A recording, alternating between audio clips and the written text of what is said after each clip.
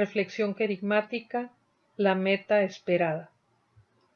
La salvación es una meta lejana, porque en este mundo nunca podremos tener la certeza de haberla alcanzado.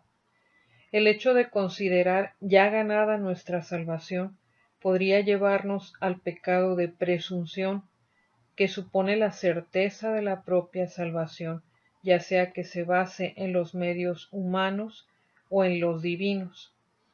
Santo Tomás de Aquino, en su obra La Suma Teológica, nos dice estos conceptos sobre la presunción, que existe una presunción basada en los medios humanos, que consiste en una apreciación falsa de nuestras capacidades, que nos induce a confiar en nuestras propias fuerzas, considerando que por ellas alcanzaremos la salvación. Se opone a la magnanimidad que impone la moderación en esta esperanza. Pero hay otra presunción que también aborda Santo Tomás de Aquino, y es una presunción basada en los medios divinos. Esta se apoya de manera desordenada en la misericordia o el poder divino. Se espera tener la gloria sin mérito y el perdón sin arrepentimiento. Sobre este tema habla ampliamente Santo Tomás de Aquino en la segunda sección, segunda parte, cuestión 21, en los artículos del 1 al 4. Decíamos al inicio que la salvación es lejana porque no tenemos la garantía de obtenerla, pero también es cercana porque contamos con la ayuda de un Dios infinito y omnipotente. Y no solo eso, contamos también con el auxilio de la Santísima Virgen y de los santos, y por si fuera poco también contamos con la ayuda de nuestros hermanos que junto a nosotros van peregrinando por esta tierra en la búsqueda del cielo. Por lo tanto, tampoco podemos deprimirnos y pensar que es imposible nuestra salvación, porque entonces caeríamos en el pecado de desesperación, que es también un pecado contra el Espíritu Santo e implica una apreciación falsa del entendimiento, que considera que Dios no perdona a los que se convierten y hacen penitencia, olvidando que es propio de Dios, por su infinita bondad, compadecerse y perdonar a los que se arrepienten y enmiendan su conducta. Por lo tanto, con los auxilios que el Señor en su misericordia nos concede y habiendo puesto nuestro mayor esfuerzo cada día de nuestra vida, tenemos derecho a esperar en la misericordia de Dios. Una frase que se repetía mucho en la enseñanza de la Iglesia es: muerte, juicio, infierno y gloria, ten cristiano en la memoria. A estos 4 temas se les ha llamado las postrimerías o los novísimos, que trata de lo que sucederá al hombre después de la vida. Incluso hay una rama de la teología que trata acerca de este tema, que se llama la escatología. Uno de los textos que impulsan a la Iglesia a promover estas reflexiones es Eclesiástico 7:36. En todas tus acciones ten presente tu fin y jamás cometerás pecado. Cuando habla Eclesiástico de tu fin es justamente eso, lo que pasará con tu vida o con tu propia esencia después de la muerte. Siempre han sido necesarias estas reflexiones, pero nunca como ahora tenemos tan presente la posibilidad de que nuestra vida temporal termine. Aunque para algunos suene como un tema alarmante o pesimista, es una realidad. Claro que la humanidad ha vivido tiempos difíciles antes, en tiempos de guerras o en otras epidemias ocurridas hace muchos años, pero para nosotros es una realidad presente, vigente en nuestra generación, y creo que debería movernos a reflexionar, porque como cristianos no solo es válido, sino necesario cuestionarnos sobre nuestro último fin, nuestra meta, nuestro objetivo en esta tierra. En la catequesis infantil hace años se enseñaba que el ser humano está en este mundo con dos objetivos. El primero, para amar y servir a Dios en esta vida. El segundo, después verle y gozarle en la otra.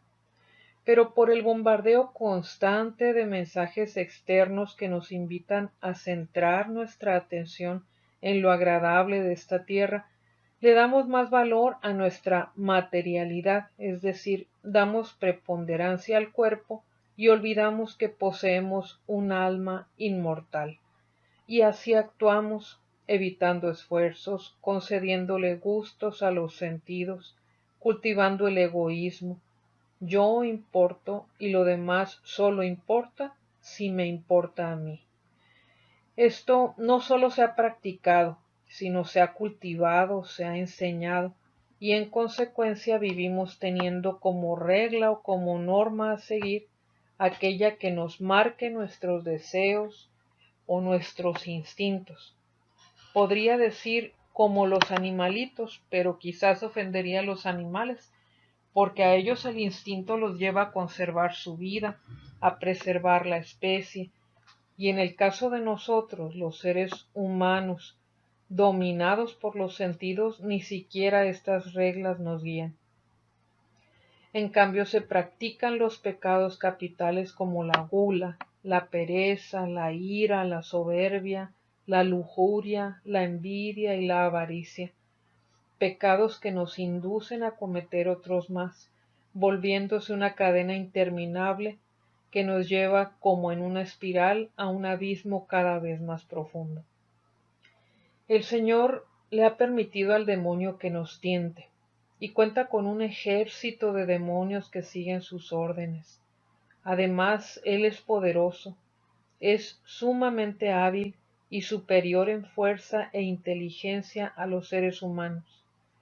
Nos lo dice Efesios 6:12, porque nuestra lucha no es contra la carne y la sangre, sino contra los principados, contra las potestades, contra los dominadores de este mundo tenebroso, contra los espíritus del mal que están en las alturas.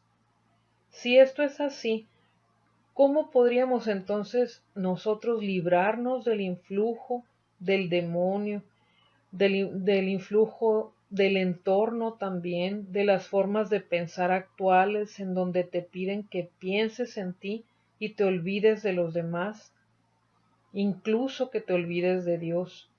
¿Cómo podríamos actuar distintos si incluso la carne y el mundo son aliados del demonio?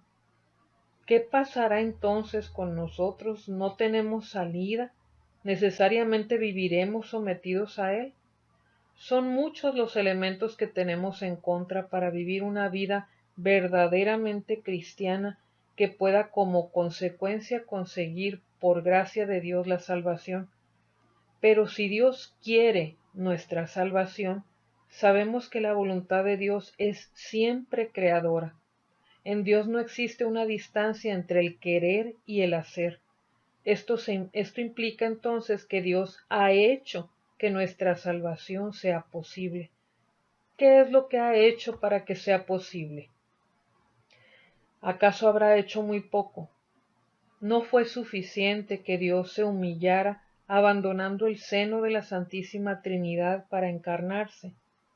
Además decidió humillarse asumiendo la naturaleza humana, todo un Dios en una carne humana. Como si esto no hubiera sido demasiado, quiso ofrendar también su naturaleza humana en sacrificio por los pecados del mundo y de la forma más humillante, con una muerte en cruz.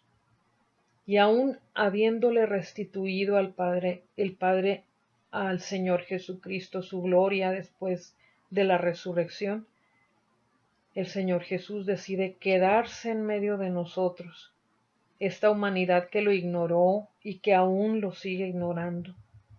Para gloria del Padre y en beneficio nuestro, sigue sacrificándose de nuevo en el altar, en cada Eucaristía que se celebra cada día en todo el mundo. ¿No tendríamos con esto ya bastante para superar el influjo del mundo, del demonio, de la carne? Por supuesto que sí. Decir que no sería afirmar que no alcanzan las gracias recibidas de toda la obra redentora de Cristo.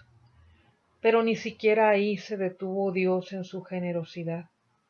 Nos ofreció el auxilio de la Santísima Virgen, la ayuda de los santos, e incluso contamos con el auxilio de las oraciones de todos los miembros de la Iglesia para poder salvarnos.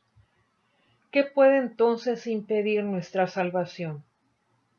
Solo nosotros, solo nuestra decisión concretizada cada día de nuestras vidas con los actos que realizamos, con la elección diaria de los objetos de nuestro amor. Es decir, ¿a quién le di el espacio más importante de mi día? ¿Qué cosa o qué persona ocupó mi mente y mi corazón en lugar de Dios? ¿O qué fue lo que hizo que pusiera a Dios en un lugar secundario? ¿Qué me distrajo de escucharle o qué me impidió crecer hoy en amor hacia Él? La salvación no la alcanzaremos el último día de nuestras vidas, sino cada uno de ellos, cada uno de nuestros días estaremos o alejándonos de esa meta o acercándonos a ella, porque así como es nuestra vida, así será nuestro fin. No es posible esperar que si nunca buscamos a Dios, lo busquemos en el último momento de la vida. Somos seres de procesos, de etapas. Estamos siempre en camino, o en camino de amarlo más, de amar más a Dios, o de alejarnos de Él. Por eso, no nos preocupemos en pensar qué tan santos o qué tan pecadores somos. Son pensamientos inútiles, porque sabemos frente a Dios que somos miserables, somos pecadores, de eso no hay duda. Ocupémonos mejor en amarlo, amar a Dios con todas nuestras fuerzas, sean pocas o muchas.